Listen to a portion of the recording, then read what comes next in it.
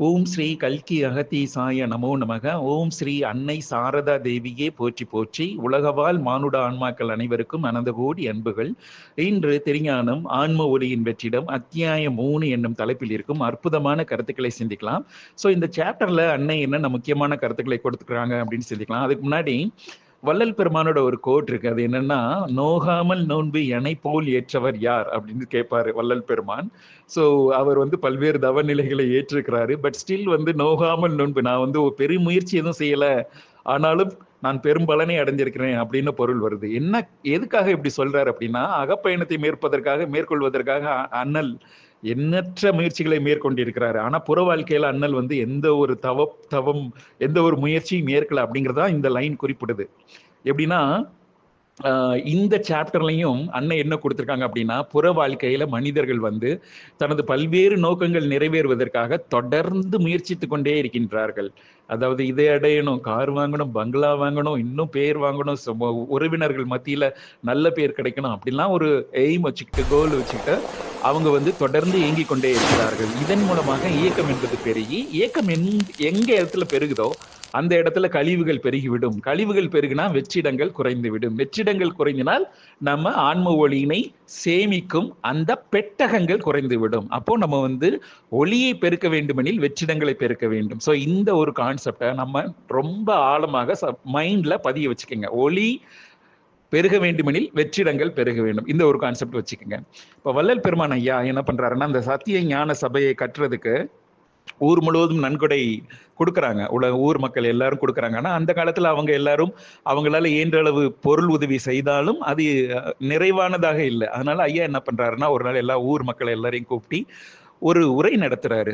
கூடியிருக்கும் சன்மார்க்க கூட்டத்தின் நானே நடுவே நின்று குழாவுகின்றேன் அப்படின்னு சொல்ற மாதிரி ஐயா ஒரு உரை கொடுக்குறாரு. அதே நேரத்தில் ஒரு சின்ன பாத்திரத்துல தண்ணீரை நிரப்பி அதை ஒரு துணியை கொண்டு மூடி, உரை ஒரு மணி நேரம் போகுதுன்னு வச்சுக்கலாம் ஒரு எக்ஸாம்பிளுக்காக, சரிங்களா? உரை முடிந்த உடனே ஐயா அந்த துணியை விலக்கி பார்க்கிறாரு. ஊர் மக்கள் எல்லாரும் பார்க்கறாங்க.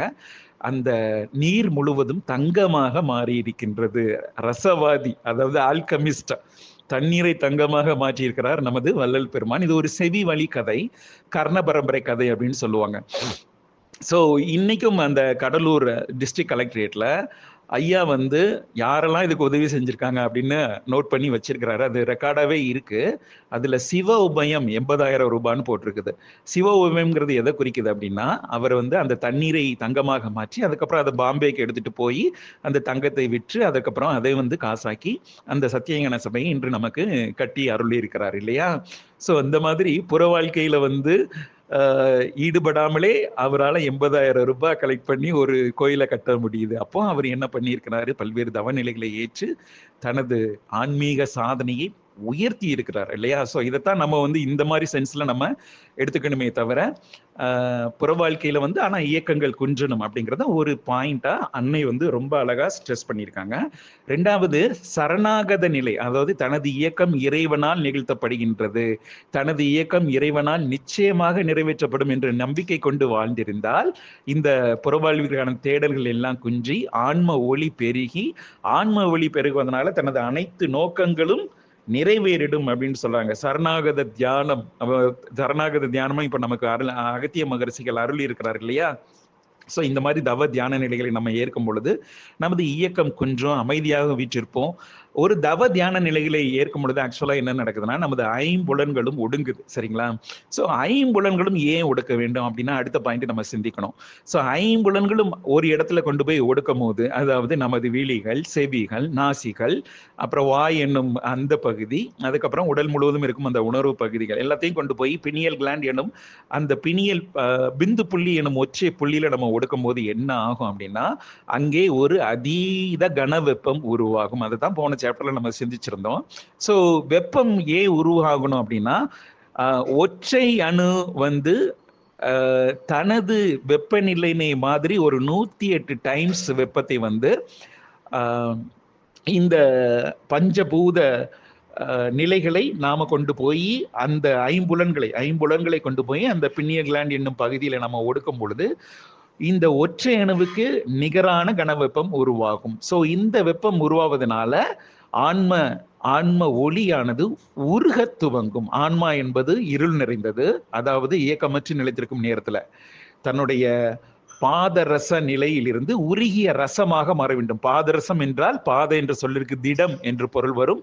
ரசம் என்றால் திடரசம். திடரசம்னா அதுல இருள் சூழ்ந்தது, கடினத்தன்மை கொண்டது, இறுகிய தன்மை கொண்டது என்று பொருள் வரும்.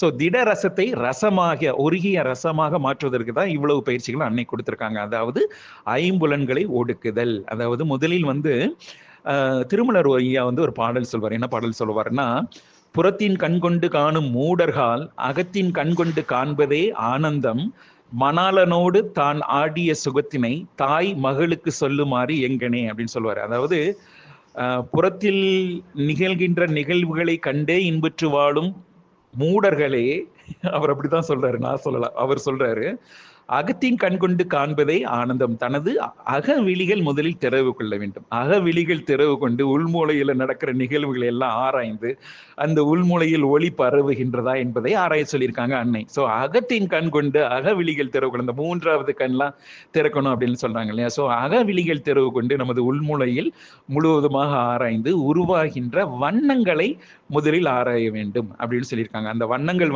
முதலில் வெண்மை நிறமாக தோன்றலாம், அடர் பச்சை, அடர் நீலம், அடர் ஊதா, அடர் சிவப்பு, இந்த மாதிரி பல்வேறு வண்ணங்கள் ஒதிக்க துவங்கினால் இறை ஒளி, அதாவது ஆன்ம ஒளி பரவ துவங்கியது என்றே அர்த்தம் அப்படின்னு கொடுத்திருக்காங்க. ஸோ இதுல ரெண்டாவதா நம்ம ஐம்புலன்களையும் ஒடுக்கினதுக்கு அப்புறம் இந்த ஆன்ம ஒளினை இருள் சூழ்ந்த பகுதியில அமைதியா உட்கார்ந்து ஒரு சின்ன மேபி ஒரு தீபம் மட்டும் நீங்க ஏத்திக்கலாம். தீபம் மட்டும் ஏத்திக்கிட்டு இந்த இருள் ஆன்ம ஒளியினை தேடி செல்லும் பயணத்தை அனுதினமும் பயில சொல்றாங்க. பல காலம் பயின்ற பின்னரே இந்த ஆன்ம ஒளி என்பதை நாம உணர இயலும் அப்படின்னு கொடுத்திருக்கிறாங்க. ஸோ பல காலம்ங்கிறது எவ்வளவு காலம்ங்கிறது உங்களுடைய தவநிலைகள், பயிற்சி நிலைகளை பொறுத்தது. 1 மாதமும் இருக்கலாம், 3 மாதமும் இருக்கலாம், 6 மாதமும் இருக்கலாம். ஸோ 6 மாத காலமாவது பல காலம் என்று சொல்லி நம்ம குறிக்கின்றது என்றே எடுத்துக்க வேண்டும். ஸோ அதற்கப்புறம் ஒவ்வொரு வண்ணங்களா தென்படும். அந்த வண்ணங்களோட மூழ்கி மூழ்கி மூழ்கி நம்ம மூழ்கி முத்தெடுப்பது அப்படிங்கிற மாதிரி ஒரு நிலையினை ஏற்று நம்ம முங்கி முங்கி முத்தெடுக்கணும். ஸோ ஆன்ம ஒளியினை ஒளி அதாவது வண்ணங்கள் உருவாவது நின்று விட்டால் ஆன்மா தனது ரசத்தினை, உருகிய ரசத்தினை உமிழ்வதை நிறுத்தி இருக தொடங்கியது என்றே அர்த்தமாகின்றது அப்படின்னு சொல்றாங்க. ஸோ பயிற்சிகள் செஞ்சுக்கிட்டு இருக்கும்போது வண்ணங்கள் தொடர்ந்து உதித்தால் நம்ம தொடர்ச்சியாக ஆன்மா இலகி இருக்கு, உருக ஆரம்பிச்சிருச்சு அப்படிங்கிறத உணர்ந்துக்கலாம். ஸோ இது ஒரு சீக்ரெட் பாயிண்ட் இல்ல. ஸோ உங்களுடைய ஆன்மா உருகி ஒளி வீசுதான் அப்படிங்கிறத நீங்க எப்படி பார்க்க முடியும் அப்படின்னா, உள்மூலையில் ஒளி பரவுவதனை உணர்ந்தால் உங்க ஆன்மா உருகி ஒளி வீசுகின்றது என்றே பொருள்படும். ஸோ ஆழ்ந்து தியானிக்க பல்வேறு நிறங்கள் தோன்றும். ஆனா நிறங்கள் தோன்றது நின்றுச்சுன்னா என்ன ஆச்சு? ஆன்மா இறுக ஆரம்பிச்சிருச்சு. அது தனது ஒளியை வெளிப்படுத்தவில்லை, அதனால எண்ணங்கள் உதிக்க தோன்றிவிடும் அப்படின்னு கொடுத்திருக்காங்க. 2வது முக்கியமான பாயிண்ட் எப்படின்னா, இப்போ ஒளி என்பது மொத்தம் 1008 வகையான வெற்றிடங்களை கொண்டது அப்படிங்கிறத நம்ம உணரணும். வெற்றிடங்களை பெருக்குவது எப்படின்னு தான் நம்ம இன்டைரக்டா சிந்திச்சுக்கிட்டு இருக்கோம். பட் ஸ்டில் நம்ம ஒளி என்பது 1008 வகைகளாக பிரிபடும். அதுல 336 வகையான ஆன்ம ஒளிகளும், 336 வகையான இறை ஒளிகளும், 336 வகையான சூன்ய ஒளிகளும் அடக்கம். இதுல இறை ஒளி மற்றும் சூன்ய ஒளியை பத்தி நம்ம பின்னாடி சிந்திக்கலாம். பட் ஆன்ம ஒளி 336 வகையான ஒளி சிதறல்களை கொண்டது. ஸோ இந்த 336 வகையான ஒளி சிதறல்களும் 12 மேஜர் கேட்டகரியில நம்ம ஸ்பிளிட் அப் பண்ணிடலாம். ஸோ ஈச் 12 கேட்டகரியும் தன்னுள்ளே ரெஸ்பெக்டிவ்லி ஒரு 28 வகையான ஒளி சிதறல்களை கொண்டிருக்கும். ஸோ உள்மூளை முழுவதும் ஒளி அப்படி சிதறல்களாக பல்வேறு ஒளி கற்றைகளாக பரவுவதை நீங்கள் கற்பனை செய்து கொள்ள இயன்றால் ஆன்ம ஒளியினை நீங்கள் தரிசித்தீர்கள் என்றே பொருள்படும். ஆன்ம ஒளியை தரிசிக்கிறதுக்கு நம்ம ஐம்புலன்களையும் ஒடுக்க சொல்லியிருக்கிறார். அதாவது அவர் திருமலர் ஐயா சொல்லியிருக்காருல்ல, புறத்தின் கண் கொண்டு காணும் மூடர்கள் அகத்தின் கண் கொண்டு காண்பதை ஆனந்தம், மணாளனோடு தான் ஆடிய சுகத்தினை தாய் மகளுக்கு சொல்லுமாறு எங்கனே அப்படின்னு சொல்றாரு. அதாவது அகவெளிகள் கொண்டு நீங்க பார்க்க ஆரம்பிச்சிட்டோன்னா நீங்க அடைகிற இன்பம் வெளியே சொல்ல முடியாதது. அதை எப்படி கம்பேர் பண்றாரு, ஓமை எப்படி கொடுக்குறாருன்னா, ஒரு அம்மா தனது கணவரோடு, ஒரு மனைவி தனது கணவரோடு தான் கூடி இருந்த அந்த தாம்பத்திய உறவினை பற்றி தன்னோடு மகளோடு பகிர்ந்து கொள்ள இயலுமா அப்படின்னு கேட்கிறாரு. எப்படி கேட்கிறாரு பாருங்க, எப்படி ஒரு எக்ஸாம்பிள் கொடுத்திருக்காரு. நான் கொடுக்கல, திருமலரோட திருமந்திர பாடல்ல இந்த உவமை என்பது மிக அற்புதமாக கொடுக்கப்பட்டிருக்கின்றது. ஸோ அகவெளிகள் கொண்டு நம்ம காண நேர்ந்தால் ஏற்படும் இன்ப நிலைகளை விலக்கி கூற இயலாது அப்படிங்கிறது தான் இந்த பாடலோட உட்பொருள். ஸோ ஐம்புலன்களும் ஒன்றிணைந்தால் தெய்வம் புலப்படும். தெய்வம் என்பது ஒரு ஒளியே அப்படின்னு கொடுத்துருக்காங்க. தெய்வம் என்பது நாம் நினைப்பது போல உருவங்களாக முதல்ல பயிற்சி செய்ய ஆரம்பிக்கணும். அப்புறம் உருவங்கள் மறைந்து நமக்கு வந்து கொஞ்சம் கொஞ்சமாக அருவ ஒளிகள் தென்படும் போன்ற அற்புதமான கருத்துக்கள் தான் இந்த சாப்டர் ஃபுல்லாவே இருக்குது. ஸோ இந்த சாப்டர்ல கீ டேக்அவே என்னன்னா, இறை ஒளி, ஆன்ம ஒளியினை நாம் வந்து எவ்விதம் பெருக்க இயலும். ஆன்ம ஒளியினை பெருக்குவதற்கு நாம் வந்து பல்வேறு புறச் செயல்களை ஏற்று, அதாவது காலம் குன்றி இருக்கு அப்படின்னு சொல்றாங்க. இந்த காலம் வந்து கோல்டன் பீரியட், சத்தியுகம் உதித்து விட்டது. சத்தியுக வாசிகளாக நிலைக்கின்ற மனிதர்கள், சத்தியுக வாசிகளாக வேண்டும் அப்படின்னு எண்ணம் கொண்ட மனிதர்கள் எல்லாமே தனது புற இயக்கங்களை குன்றி பொருள் தேவையான அளவுக்கு பொருள் ஈட்டிவிட்டு, மிக அதிகமான பொருள் ஈட்டும் முயற்சிகளை விட்டுவிட்டு அகவாழ்விற்கு தேவையான பொருள் ஈட்ட வேண்டும் அப்படிங்கிறது தான் இந்த சாப்டரோட மைய கருத்து, கீ டேக்அவேயா இருக்கு. ரெண்டாவது, ஒளி வந்து எத்தனை 336 வகையான ஆன்ம ஒளிகளும் 12 வகைகளாக பிரிக்கப்பட்டு 12 வகைகளும் 28 ஒளிச்சிதறல்களை உள்ளடக்கியும் அப்படிங்கிறது அடுத்த கருத்து. மூன்றாவது கருத்து, ஐம்புலன்களையும் கொண்டு போய் ஒடுக்கி நம்ம வந்து எவ்விதம் மூளையில் உள்ள வெற்றிடங்களை பெருக்க இயலும். அதாவது ஆன்ம ஒளியினை பெருக்கி அதன் மூலமாக ஆன்மாவினை உருக்கி எவ்விதம் ஆன்ம ஒளியினை பெருக்கி ஆன்ம ஒளியின் வெற்றிடங்களை நாம் பெருக்க இயலும் அப்படிங்கிற இந்த 3 கீ டேக்அவே தான் இந்த சாப்டர் ஃபுல்லாவே இருக்குது. அன்னை சாரதா தேவி ரொம்ப அற்புதமாக இறைவனை சரணாகதம் செய்ய சொல்லி நமது புற இயக்கங்கள் எல்லாத்தையும் கொன்ற சொல்லியிருக்காங்க. ஸோ இதுதான் இந்த பர்டிகுலர் சாப்டர்ல உள்ள கீ டேக்அவே.